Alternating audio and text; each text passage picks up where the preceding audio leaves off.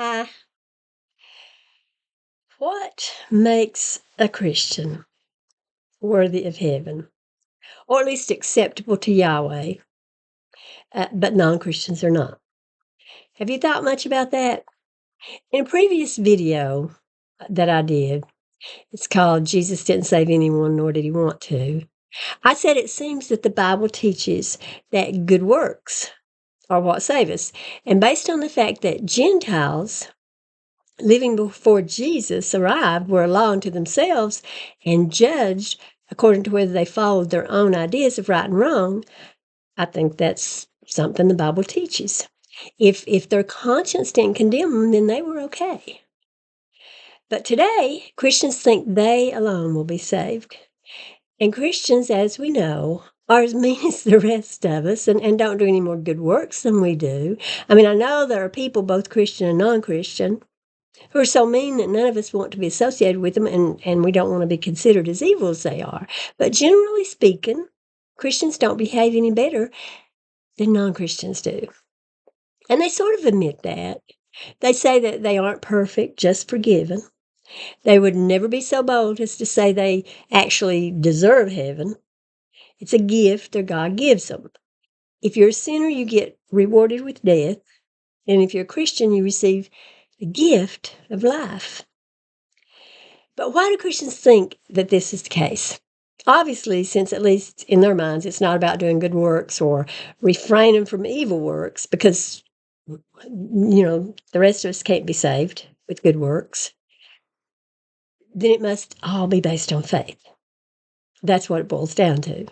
We know that because Jeffrey Dahmer, who did all kinds of evil, is in heaven because he believed in Yahweh and Jesus. And no, Christians, it's not about justice either, as you like to say sometimes. So don't jump from claiming that it's faith to claiming it's about justice. Justice wouldn't put Dahmer in heaven. Repentance wouldn't either, nor would good works.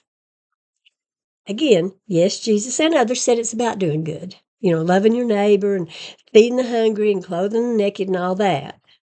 And Paul actually said that love is what it's about. Without love, we can give our body to be burnt, and it won't profit us anything. And we non-Christians obviously love, which John said means we dwell in Yahweh and he dwells in us.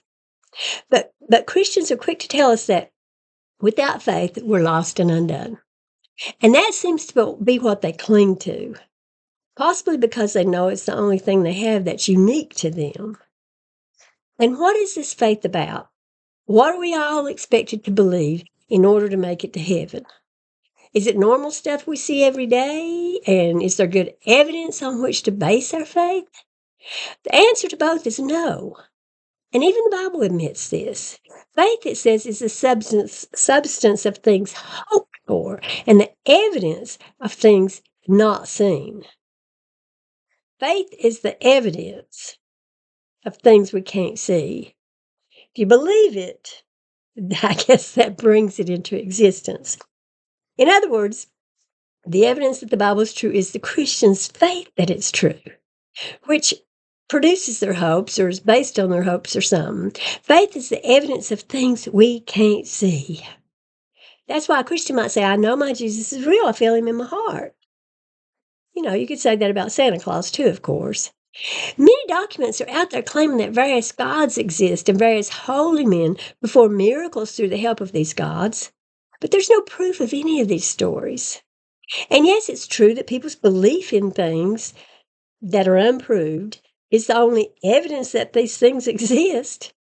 The writings we have of people expressing their faith are merely people's thoughts and beliefs about gods. And that's all the so-called evidence we have of gods. Have you ever heard a Christian say, God said it, I believe it, that settles it? Well, it might settle it for the Christian. And honestly, if it was true, they wouldn't have to believe it for it to be true. It could just be God settles it, I believe it. God said it, I believe it. But it settles absolutely nothing for the rest of us. We didn't hear their God say it. Well, neither did they. So again, the evidence is just the believer's belief in things nobody can see or prove. So, you believe in unicorns, they exist, right? You believe in zombies and vampires. That makes them exist. I mean, that's all we can get from this. So faith is basically nothing. It's far from reality, or again, anything that can be proven. Children believe in Santa Claus, as I said. Is that evidence that he exists? No. Their faith means nothing. But we're supposed to believe that because Christians hope for something and believe they'll get it, that's all the evidence we need in order to get ourselves to believe and obey. We just take their word for it. They have faith, so it must be true. Well, you know what?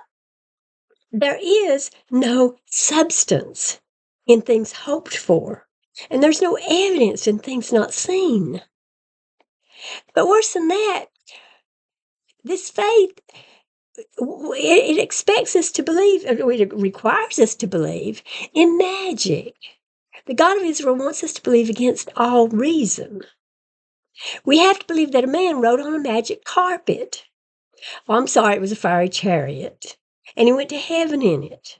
Although nobody has gone to heaven. Well, except later, when Jesus went back to heaven, which was after the sweet chariot swung low and picked up Elijah. We have to believe the sun stood still and nothing bad happened.